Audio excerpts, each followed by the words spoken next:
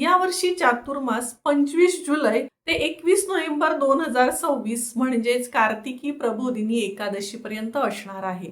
हिंदू धर्मातील धार्मिक मान्यतेनुसार आषाढी एकादशीच्या दिवशी भगवान श्री विष्णू क्षीरसागरामध्ये 4 महिन्यांसाठी योग निद्रेत जातात.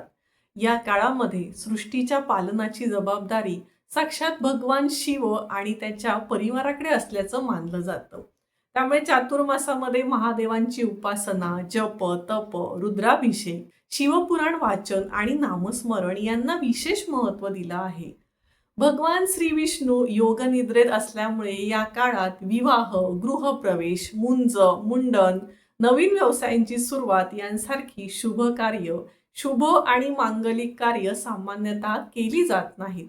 चातुर्मासाचा पहिला महिना म्हणजे श्रावण महिना. यंदा 13 ऑगस्ट पासून श्रावण महिन्याची सुरुवात होत आहे. हा महिना भगवान शंकराला अर्पण केलेला आहे. या महिन्यामध्ये रुद्राभिषेक, महामृत्युंजय मंत्राचा जप, शिवपुराणाचे वाचन आणि श्रवण करण्याला विशेष महत्त्व आहे. त्यानंतर येतो तो भाद्रपद महिना. या महिन्यामध्ये श्रीकृष्ण जन्माष्टमी, गणेशोत्सव यांसारखे मोठे सण येतात. भद्र म्हणजे श्रेष्ठ आणि पद म्हणजे वाटचाल.